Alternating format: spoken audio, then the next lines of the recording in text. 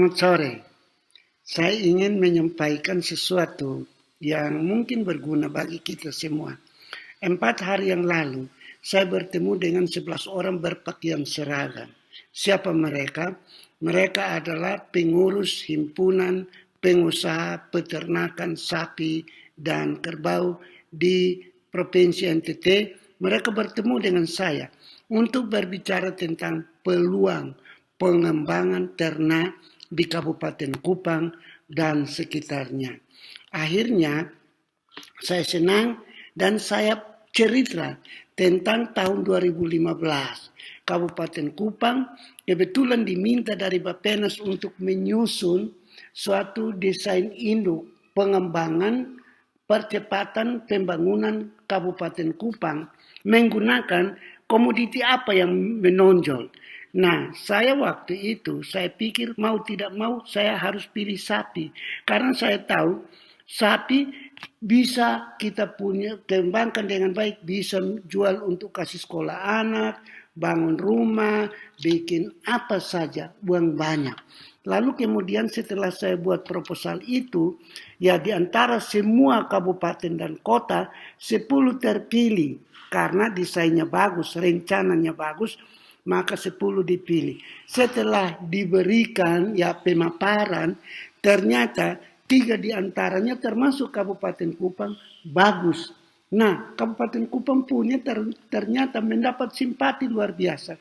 Karena waktu itu disuruh untuk dibawa dan didiskusikan bersama dengan pakar-pakar yang ada di Universitas Groningen di Belanda.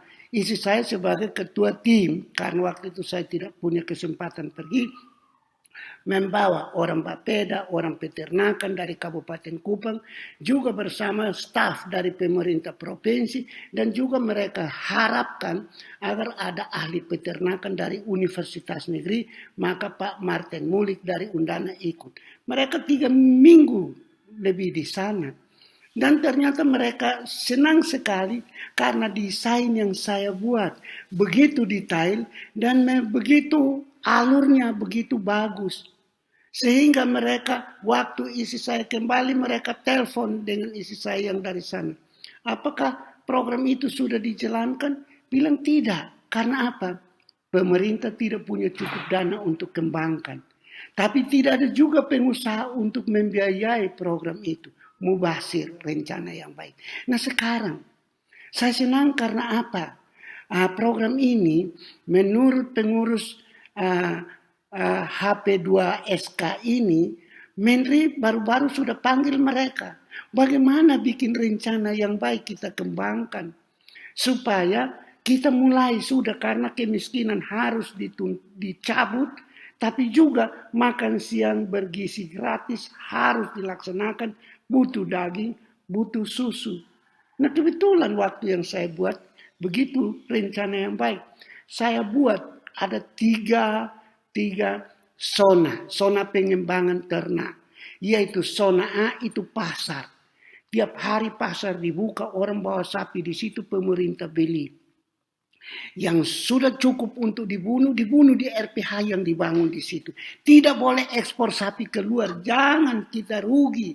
Supaya ciptakan lapangan pekerjaan, supaya nilai tambah satu sapi dibunuh, dibawa di RPH, dagingnya diolah menjadi abon, menjadi dendeng, menjadi sosis, menjadi ham.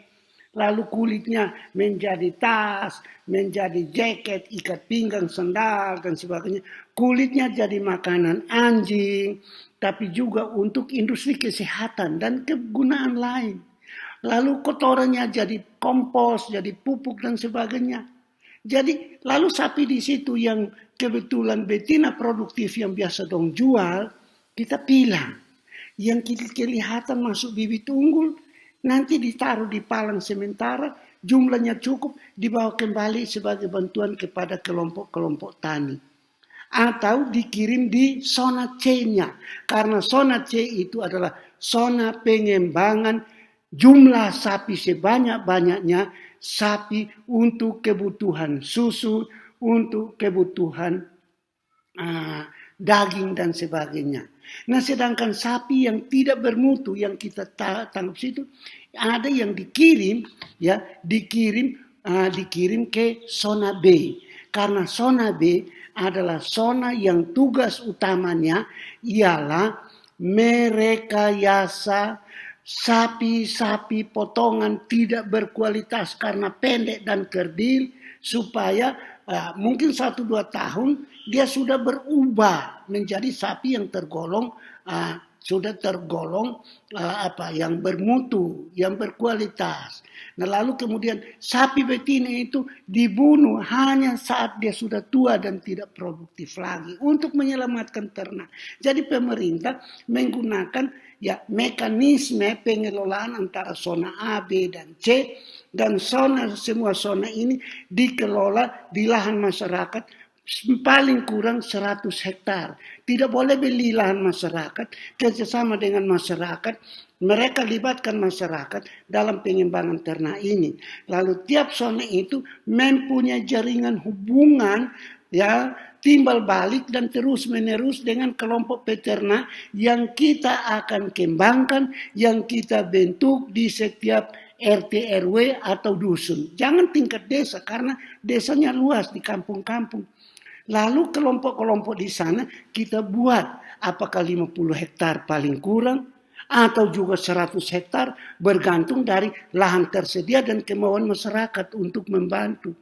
Nah, kalau yang di masyarakat sana, kalau yang di zona A tadi hanya ada pabrik, ada klinik, ada ini, ada tanam pakan untuk pakan hijau, ada apa. Tapi kalau yang di desa-desa itu lebih kompleks lagi.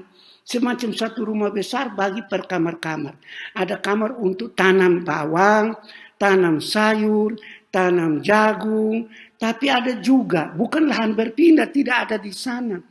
Nah, ada juga yang di sana untuk peternakan, untuk perah susu, tapi untuk sapi, untuk misalnya sapi-sapi bermutu, diharapkan suatu saat tidak ada lagi sapi yang tidak bermutu. Karena kita pantau, karena kita kembangkan, harus kita buat di dalam suatu sistem pengembangan yang diawasi ketat oleh pemerintah. Jadi dalam hal ini, pemerintah harus merencanakan sebaik mungkin.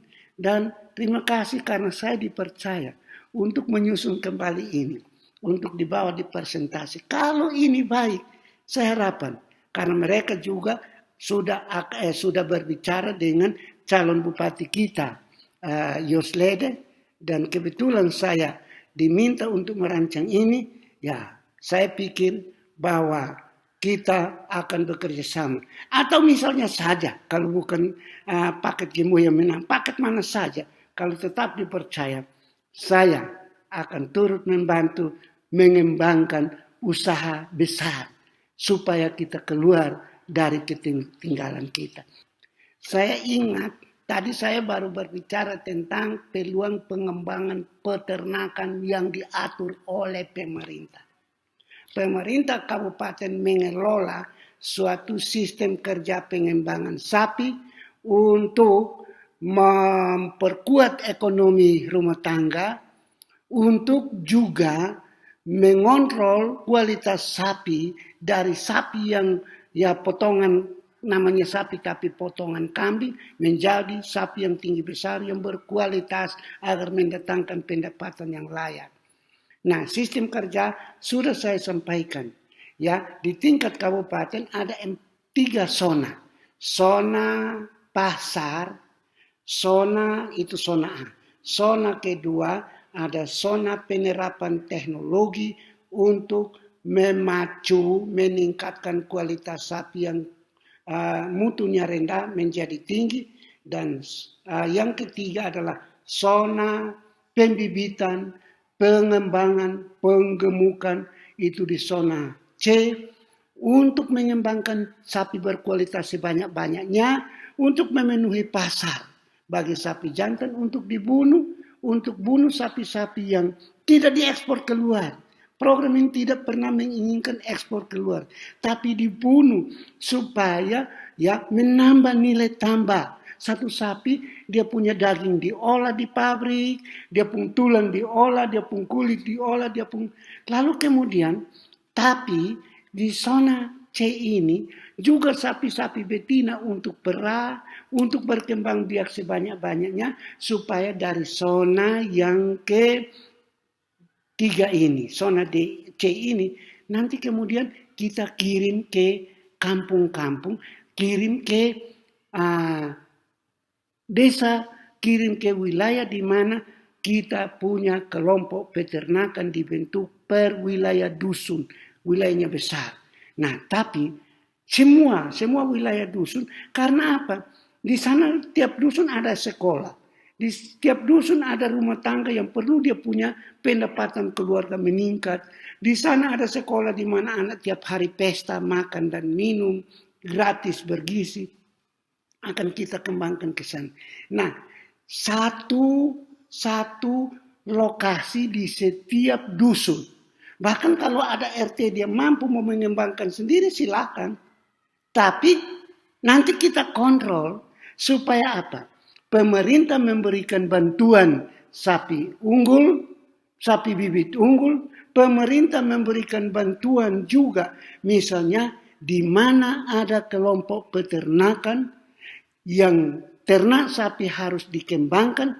Di situ kita buat semacam suatu kebun besar, seperti satu rumah besar, nanti bagi kamarnya untuk usaha tanam-tanam padi, tanam jagung, tanam bawang, tanam sayur.